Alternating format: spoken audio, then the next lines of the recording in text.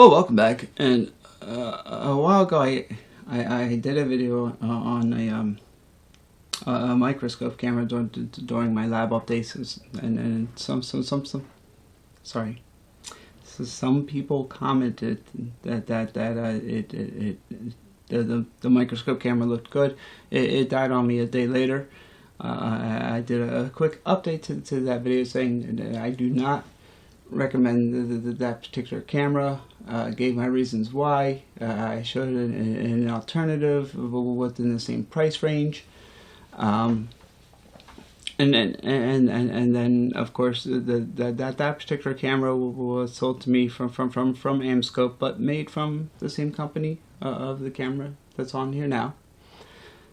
And the one thing you have to keep in mind is these cameras are made by 3-4 different manufacturers and just being relabeled, retagged, and repriced and resold.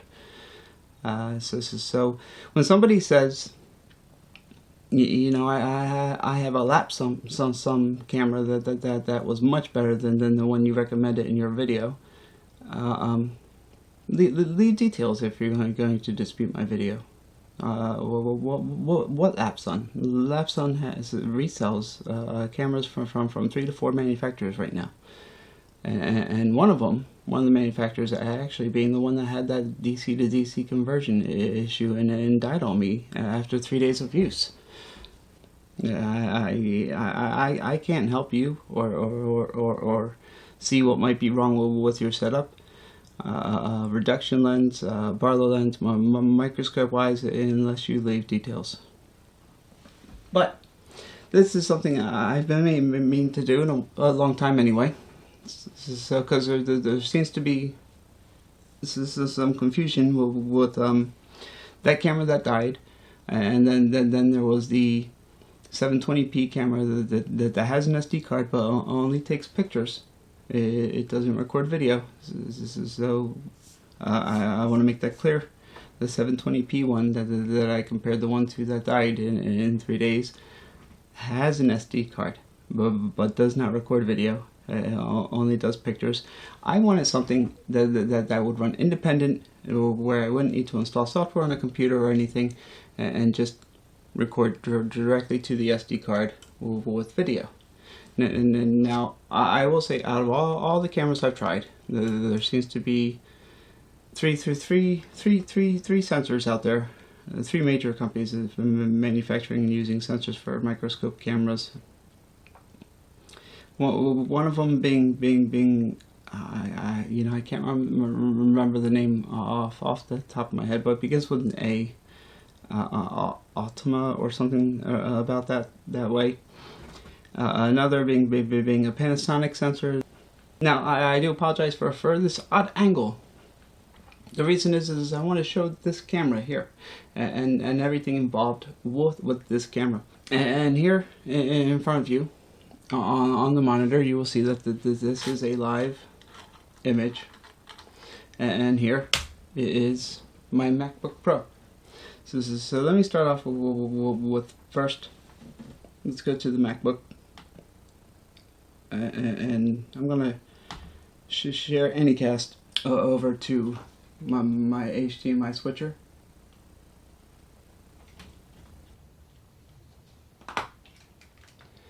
and show that, well, one, this is an older Mac. It is a late 2012, and two, I want to show that is completely up to date. No updates available for it. I am running the latest Mac OS Sierra 10.12.6. So now we got that out of the way. And we're going to use something that I don't believe I have the software for the camera installed. There is a Mac version of the software to control the camera. This camera, I've removed it because it just takes up space on my SSD on the Mac. Like I said, my camera independently records to the SD cards, so I don't use the computer to record to that often. I don't use this one, and I don't use my Microsoft Surface to record to. All right, so we can take something as simple as Photo Booth here, and we're gonna launch Photo Booth, and we're gonna see a blank screen. So we have Photo Booth launched. We'll go back over to my main camera here, which is at a unusual wide capture resolution. It's not at that fisheye wide angle, but it's wider than I usually have on this bench for how big this bench is and the angle that I prefer for video. First we'll take this Logitech mouse piece here that goes with this mouse, and simply just plug it in up here to the USB port. I guess I should switch over. Well, you can see that on the monitor I have control of my camera here. We'll switch over to the camera though, so you can get a direct view of what I'm seeing. And I've done a video on the features and different settings and snapshots, capturing an image, recording a video, playback, and everything with this particular camera already in a different video. The whole crosshairs, the digital zoom, which I don't usually use, but it's actually not that bad. I'm usually against digital zoom. The vertical mirror, the horizontal mirror, the capture for split screening, so this way you can compare a side-by-side image. This one, which one's my live? This is my live here. Okay, so we'll try to line the live up and actually bring them. Not quite. I moved them after I took the picture, which I shouldn't have done, but you can kind of get the point how you can easily bring something together like this to compare before and after work. Let's exit out of here. And the playback of video capture, let's go home.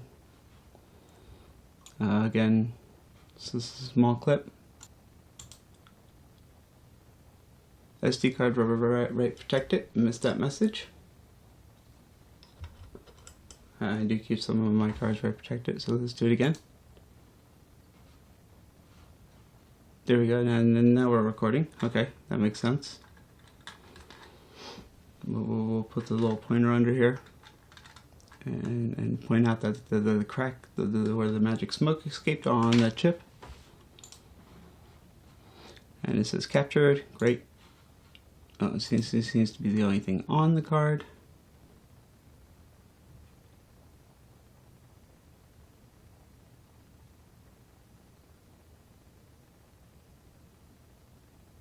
Okay, it looks good to me.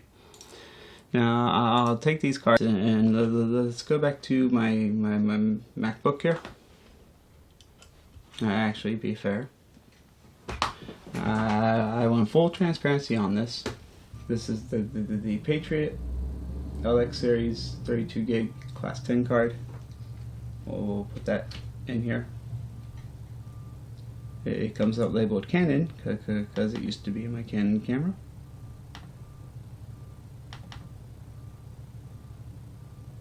And there's the video. Fit the screen again.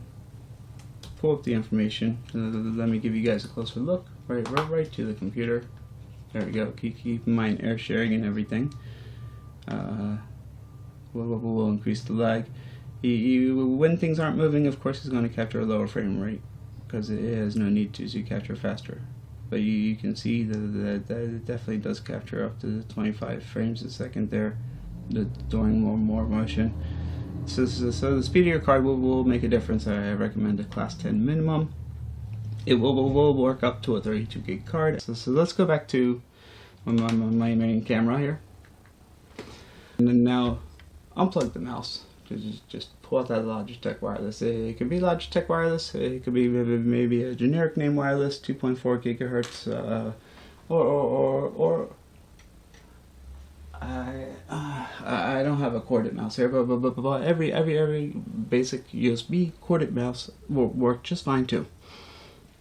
Now we're going to take this USB cable. and we're going to just connect this USB here down to, well, since I have two USB ports on the computer, but you can't see this with my camera angle now, so we're just going to connect it to here. And in doing so, you'll see no drivers need to be installed, nothing. There it is. Boom. Let's go back over to my computer over AirShare. And this is what's called Universal UVS, I believe. USB Video. What does UVS stand for? UVC. Let's look for USB Video Device Class. UVC is a standard for video class devices. Stands for USB Video Device Class, UVC, and this tells you that basically all major operating systems, most major distributions of Linux, Windows 10 for sure, latest Mac OS. These no drivers needed. The camera's got pre-installed in the firmware a little bit of firmware that it's automatically compatible with, and the latest operating system will automatically recognize it. OS X ships with a UVC driver included in version since 10.4.3, and of course the latest being on Windows 10. FreeBSD, NetBSD, OpenBSD, even PlayStation 3 supports it as a firmware version 1.54. Only works for video chat and not to incorporate your random web camera with games. So you can see this is a largely supported, no driver needed kind of thing. And what you saw me do was I just simply plugged it in, and I'm using, of all things, Photo Booth. Photo Booth is just a normal photo picture taker thing, and then it will do pictures or record video. Let's go to the video camera here, and then if I want to record a video. Let's get out of here and go over to camera, video, and we can record directly to the computer and not using the SD card now. The same way we did before. Too bad for Photo Booth doesn't show me what the current live frame rate is, because I could tweak the camera a lot easier and a lot better in doing so, but you can see it's not display. I'm seeing lag. I'm on my TV monitor, probably from doing AirPlay, but the same way we did before. Too bad. That's the direct record. No, I believe if I set the microphone up correctly, and I could record audio using the video from the camera and the audio from the built-in microphone on the Mac. You may even have just heard my voice repeat that, because I don't know, I don't hear it, because it's all being broadcasted over AirPlay, including my sound. As you can see, it is being broadcasted over AirPlay. Plug and play done, because it supports that UVC standard. So it's the same thing with the I closed the web page. I didn't realize that. Same thing with the Windows. No drivers needed. So that's a very good thing. If you want to maybe record sound with it, you can, like I said, depending on your video recording software on your computer. I know my Windows video recorder will record sound through the built-in microphone, as well as the video from the camera. So if I want to create a separate video, because recording directly to the SD card on the camera does not have a microphone. So of course you will not see, you will not hear sound. You'll have to import your own soundtrack at that point. Let me look around here for the box that this camera came with. Let's move this on to a proper unedited review, I guess. And of course, the box is on the bottom of a stack of boxes. I'm playing Jenga over here. It was literally at the bottom. Let's turn off AirPlay. Let's get rid of some of this stuff on my bench and free up some space. This particular model was here's your information. This is they call this, I'm trying to read this on the model XP1080A. XP1080A, HDMI, USB 2, C mount camera. This is there it is. Does it say 1080p? Industrial digital camera. Well, yeah, actually the model number and the part number. XCAM 1080p That's 1080p, of course, and here same thing. 1080 is indication of the resolution of video that it records. On here it tells you it supports USB, HDMI, and mouse. This software came with. You can download the latest version from their website. This is the mouse it came with. It is a standard wired USB mouse.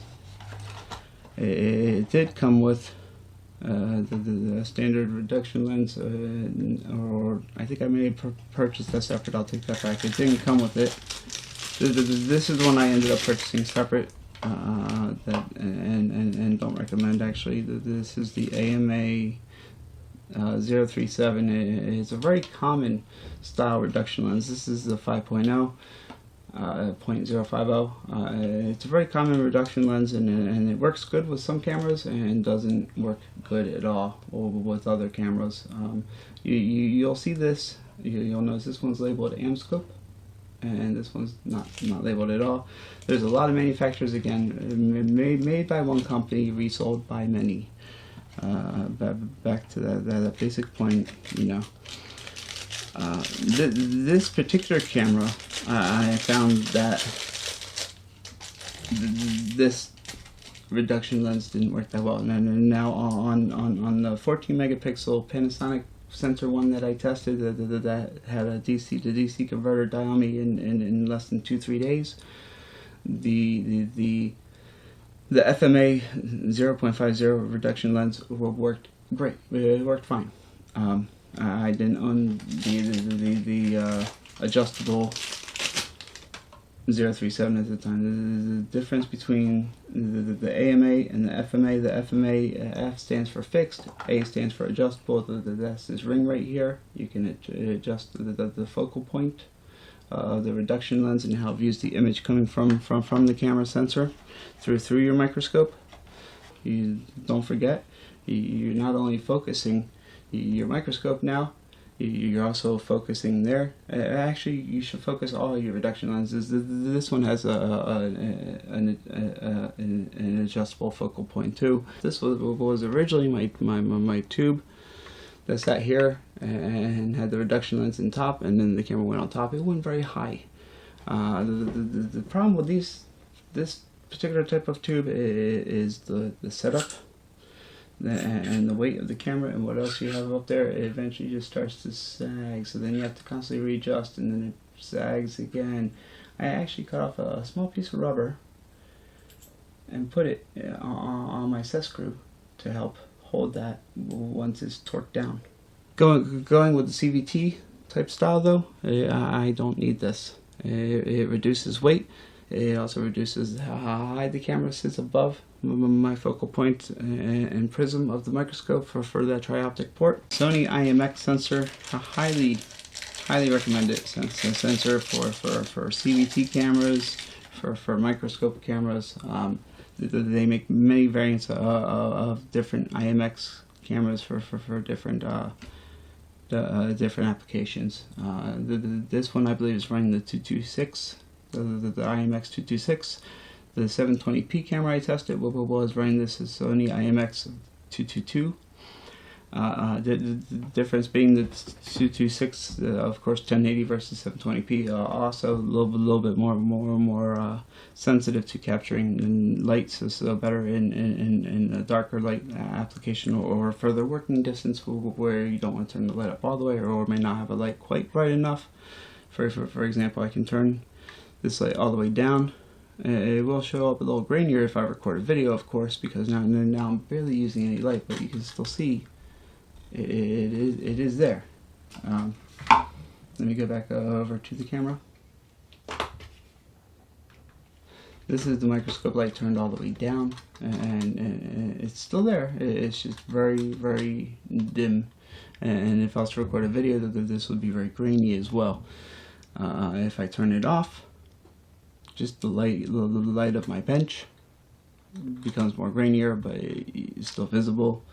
So if you have a further working point and you don't have a really bright microscope light, then the 236 sensor and some of the newer IMX sensors, I believe they got better, but I can't say that for sure. I have not tested anything past the IMX 236 sensor. Another famous spot for Sony IMX sensors are quadcopter drone cameras. Are starting to use them a lot more now. Another thing is GoPro. All the GoPro 4s run Sony IMX sensors. I believe even the new GoPro 5s run the Sony IMX sensors. So they're a very, very high quality, sought after sensor. Here's the HDMI cable it came with. I already own one. I didn't bother opening it, but I do like the fact that this is a flat cable. That was very nice. I think this is a cable I throw in the box. This is what I get for not doing a proper review when I first get the product, or finishing what I started, I guess. If you're wondering what this is my original camera, an absolutely horrid camera. This is the MU300. It's a 3.1 megapixel camera. It uses the Aptina Color CMOS ultrafine color engine inside. USB 2.0 DC 5 volt 250 milliamp camera. So that's the other common sensor that you will see in a lot of the Microscopes cameras, is the Aptina sensor. So you got your Panasonic, your Aptina, your Sony. I now know why this is in here, because this went with this. We can ditch all of this back into the box. Also, when I ordered it from Microscope, even being a U.S. company shipping to the U.S., they only sent the block of foam in the stuff in this block of foam, and just wrapped it up in tape and with a block of foam. They didn't bother sending me the actual box. Well, why?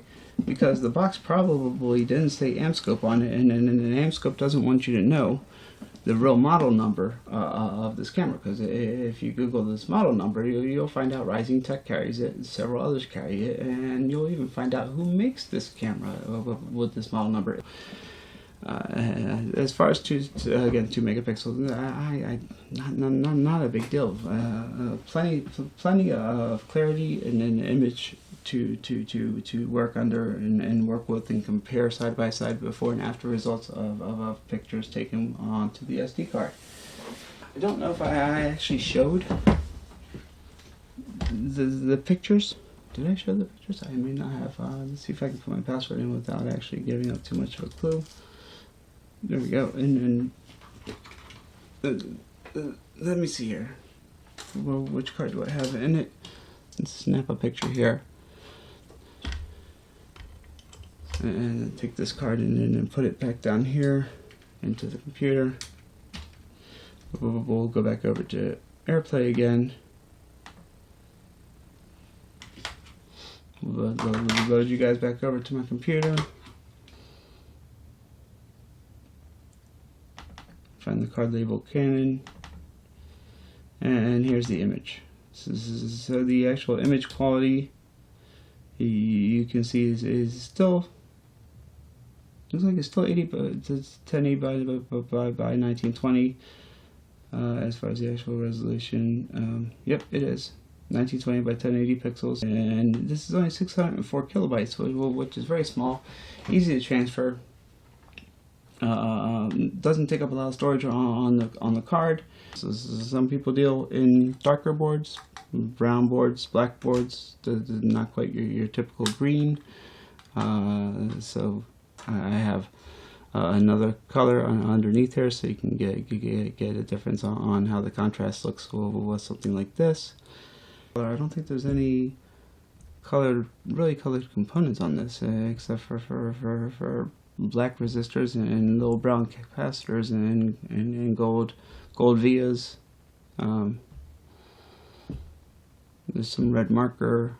This is something I drew on there with a red marker. So there's a little bit of color in this LED here. We could take a look at that, and that will give you an idea of the contrast on a darker board. As you can see down bottom, let me move it to more center. There we go. Of course, I'm zooming in. I'm cropping out some light, so I can turn up the light on my LED a little bit to make it a little clearer. And turn the light back out if I wanted to. Or you could just use complete auto. Now you'll notice I'm focused on the... Where is this LED on my board? Oh, found it there. There it is. I'm focused on the LEDs. This is a DS1 here over here. Looks a little out of focus because it is. I'm focused on this green section here. I'm not even focused on the top of the LED where the element is. So if I want to focus on the top of the LED where the element is, I would move the focus up. So you see how I'm at this close range, and then now the green's gone out of focus. The DS1's gone even further, but I have a really clear picture of that element, LED filament in the middle, and the wire trace leading to it as well. If I wanted to focus on the actual text on the board, I would have to bring it down and go to DS1 and just focus on that DS1, but in doing so, I'm not going to get the component that I'm looking at, and this is only because I'm zoomed in all the way possible. Usually I do not work at that type of magnification. So it's a little further out. You can kind of get everything to look nice at a mid-compromising focal point where you can still read the silk screen, the properties of your resistor, to see the line in the LED, and to see if the trace has been burned out, and everything else, and still see the gold pads, the vias, and the whole 9 yards there. So it really is a let me move the standoff slightly out of adjustment. So it really is a preference of where and how you want to focus it, and also depending on the magnification and how you have your microscope set up. With Barlow, you're using your working distance. So many factors go into properly getting an image like this focused. And again, back to a green. In fact, we have an LED on this too, don't we? We do. There is a little LED on there. And I never really realized that because this actually faces downwards and is inside of a 3D printer, so I never noticed it had an LED in there. Do I have a little... Is that what I think it is? It is. So we have a little filament of hair or some kind of little thread. So this is going to be difficult. There it is. So you see I got the little thread there. Should have grabbed my pointer tweezers. So I can pull that little thread off of there with not even my pointiest set of tweezers. The other ones are a little pointier. It probably would have been a little easier with these, but they're also a little bent out. If you want to know why you can't grab small things with your tweezers, put it under the microscope. You can clearly see these tweezers are just gone. This side much longer over here than the other side, and bent out as well. Just not a good, not a good set. I would not be able to grab anything really small with these, even though these are my finest tweezers that I currently own. Time for a new set. These are beautiful tweezers. These are let's take a look. These are the CHP 3SA. quality hand tools, great tweezers, but the tip on these are so sharp, it literally will draw blood on you. But because they're so thin and sharp, they're also weak and easy to bend. This is why I moved over to the stronger version of these, which is just the SASA apparently. And then I moved over to the stronger version of these with the bent tip to see if these will help with some of the jobs that I do, or some of the things that I try to accomplish. And then these are the 7A essays. But this particular brand of tweezers has been one of the best tweezers ever. Not expensive to the point of breaking the bank on you, but still good quality tweezers, and they work really good. So all said and done, I don't know if I'm going to spend time editing this, or if I'm just going to release it as is.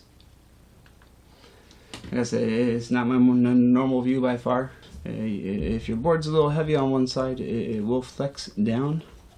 That will cause a focus issue as well. But one side will be further down than the other.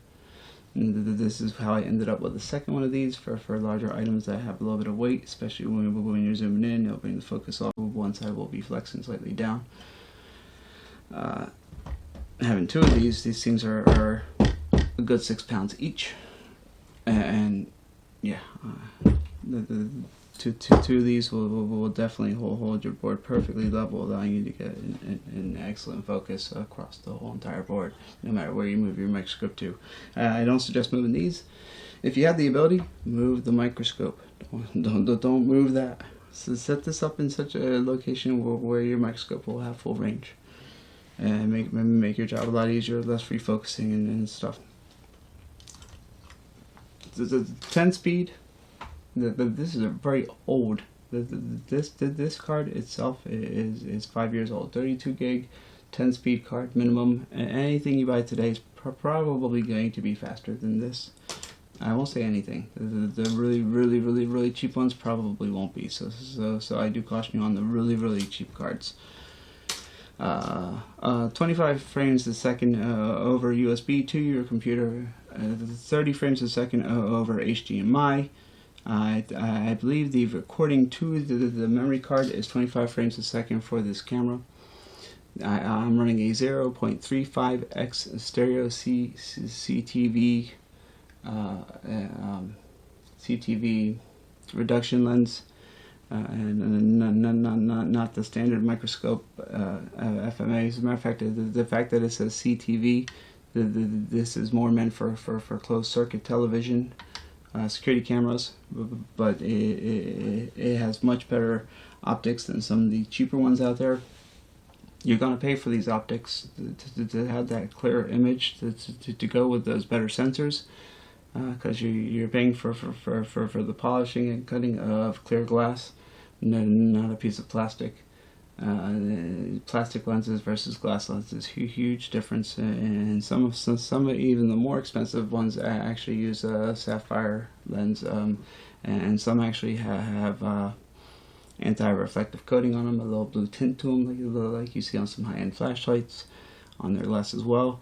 That's not necessarily a good thing when it comes to these kind of CMOS cameras, because your anti-reflective coating may actually magnify the light, for one, because the light will bounce back and forth depending on which way the glass is in there and which way is anti-reflecting. It could let the light in and then won't let it out and cause too much light in the sensor, or same way, if it's the other way, it will reflect the light away from the sensor, and your sensor may actually need that light, and you're like, well, I got the brightest light possible for my microscope, why does it look so dark?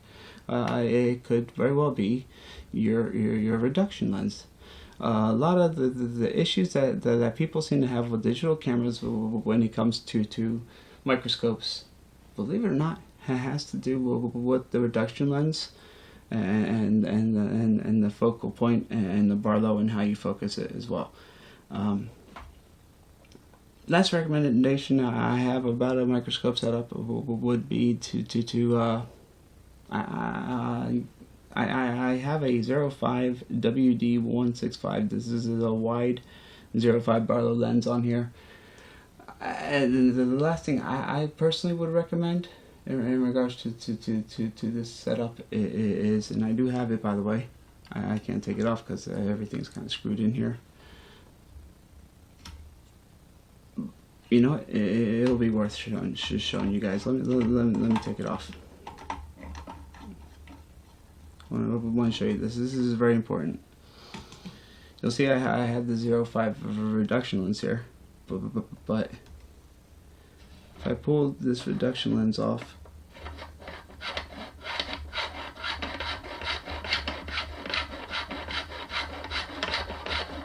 which seems to just screw forever, you see how I have a drop of solder right there, splashed up on my lens.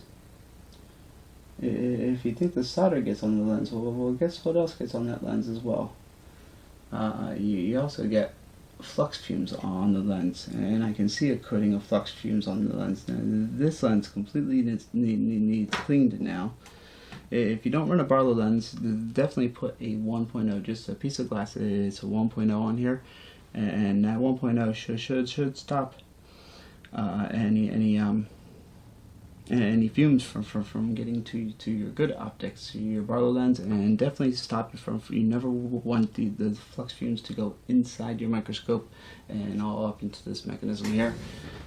You'll have a horrible time trying to figure out why your image is all blurry, and a horrible time trying to probably refocus it too as well, and trying to figure out why you can never get your microscope in focus. This is why I own the SM10.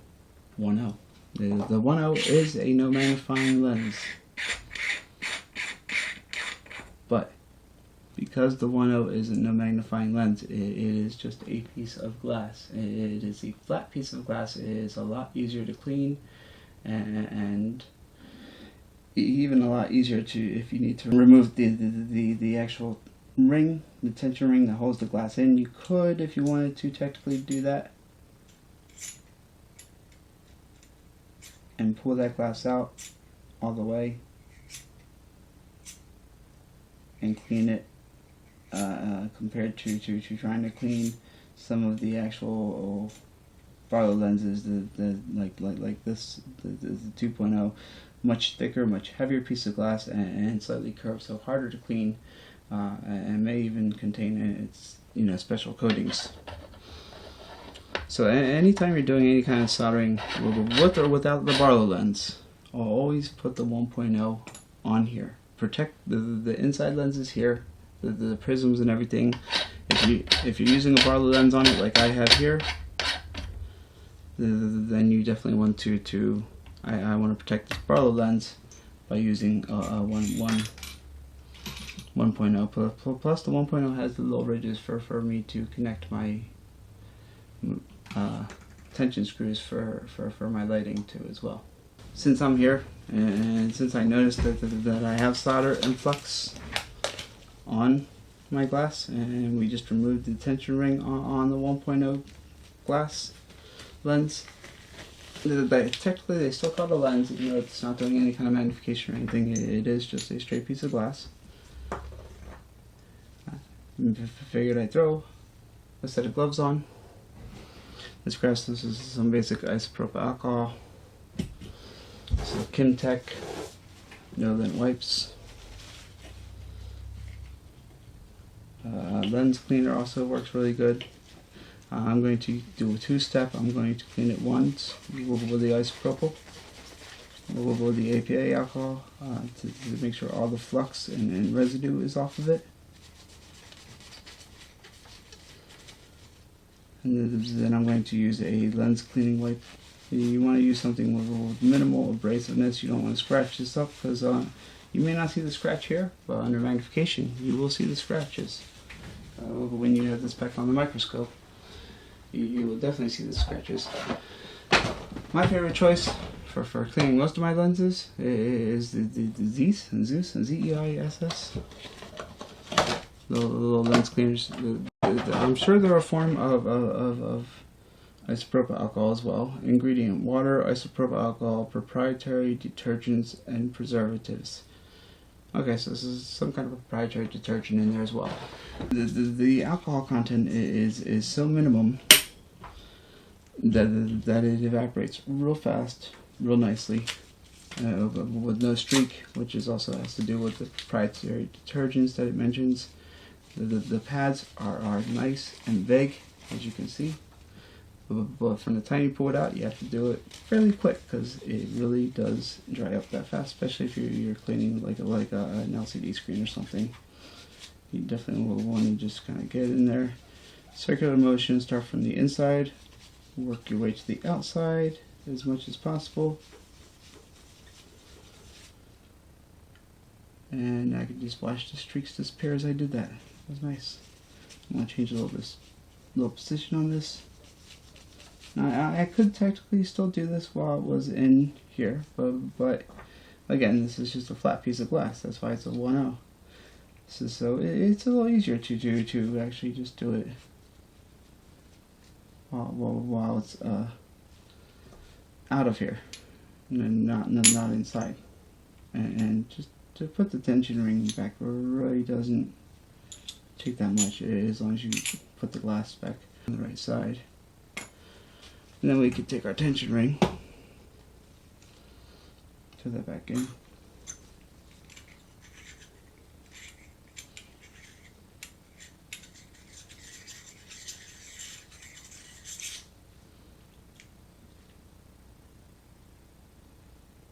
I'm going to use my fingernails gently, give it a little bit of a torque. Oops. If that was without gloves on, I would have just left fingerprint oil and all over the glass, and I'd be doing this all over again. Well, one of the reasons I'm wearing a pair of gloves right now. You shouldn't have to use any tools to tension this. That's a nice, clean glass. It looks really good. Since it's been a while, let's inspect and make sure we're still all clear. These are clear, these are clean under there, good. We'll give this a little bit of a wipe because I know this lens stuff dries off really fast. I see something on there, possibly on this side, reflecting through. Yep, it is. I need a new one. This is the glass I prefer not to move because these have that bent optics. And the microscope is a few years old, and it's been running this same lens for the whole time, the whole few years. So definitely needed a cleanup all around. Check it under different angles of different lighting.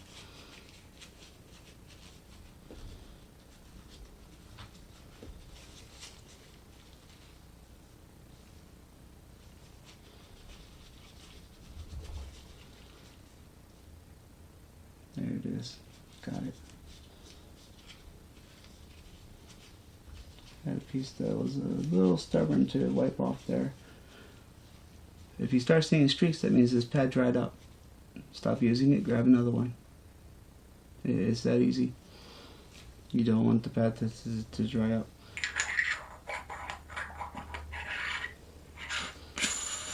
Put the 1.0 back on your lens. If your 1.0 does not have this ridge for your LED test screws, you can usually find something like this. It usually comes with a microscope. It's a plastic version that fits some of my Barlow lenses, or it may have this. Same concept, just some ridges to help you tighten it up and down.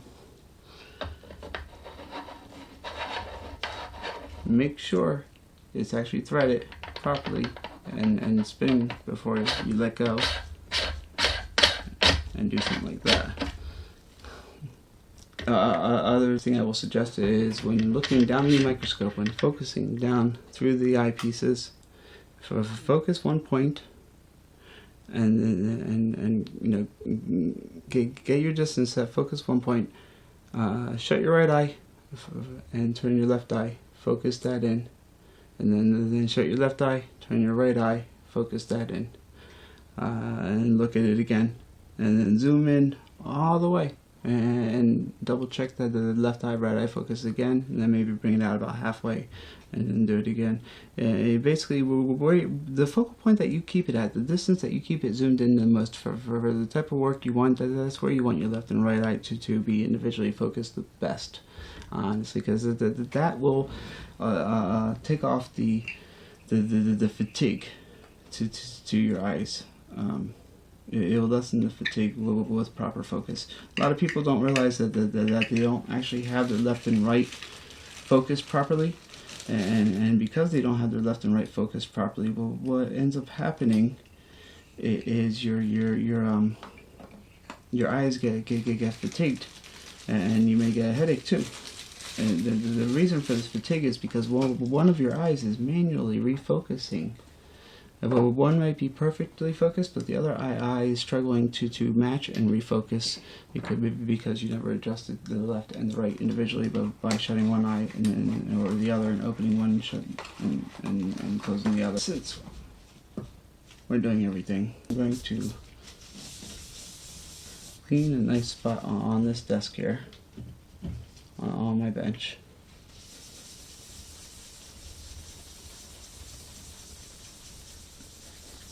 So as I set this down, it covers it perfectly. I want to make sure no dirt or dust is getting in here. So if you're working in a dusty environment, put a piece of plastic over this. This is I don't know, something simple. And I do use a dust cover for this when it's not in use every day. It's currently down on the side of the bench. Recommend that as well. Keep the dust out of there. Sometimes a quick start is a squirt of air.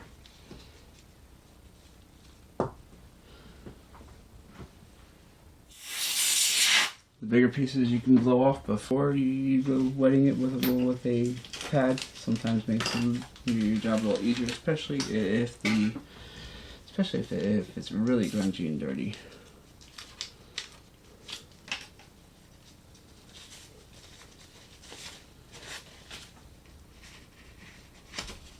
Of course, if it's really grungy and dirty, then sometimes you just have to go over it a couple more times than once with different sections of the pad,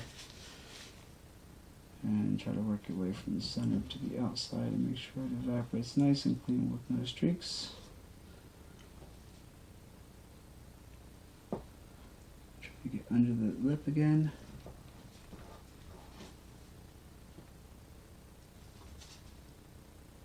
Really good. Now the reason I clean this area of the bench is because I'm putting this down on the bench, and I wanted that clean there to not get any dirt inside of there.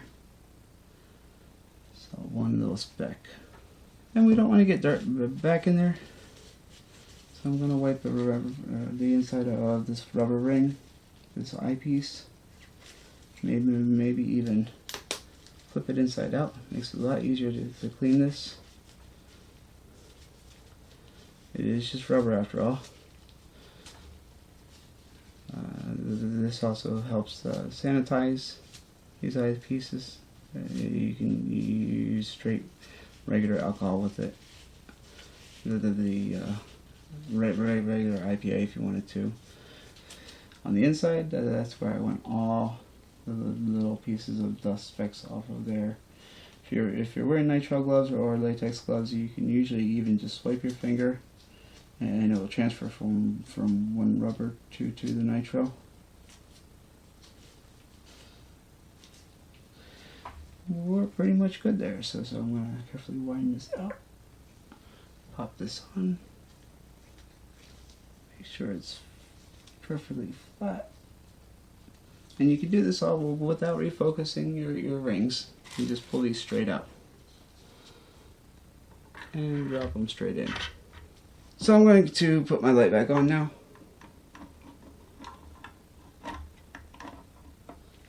That's what happens when you're burning flux fumes and lead fumes on a soldering iron. And those fumes are rising. That is really, really nice.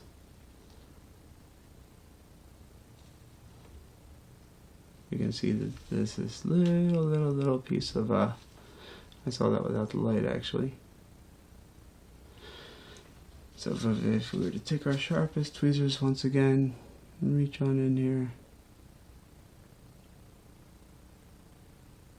See how the sharpest ones won't pick it up because they're bent out? Are these the Sharpies? Yep, these are. And this is why I ended up getting another set that are slightly stronger. The tip's a little wider, but at least I won't bend them as easy and I can still grab a hair. So, hope this video helped. I know a lot of people ask a lot of questions about the microscope camera in general, and I figured I'd try to cover a little bit of everything. You know, general maintenance, focusing how to take care of, hooking up to a computer. What you see is fairly simple because if you have a modern day operating system, then there's absolutely no requirement or need for any kind of driver. Makes things really nice and easy if you want to record to your computer, that is. I keep mine set up in such a way that I fold mine back out of the way over here. It can go all the way to the wall or just deep enough to where it's past this shelf right here, and I'm good.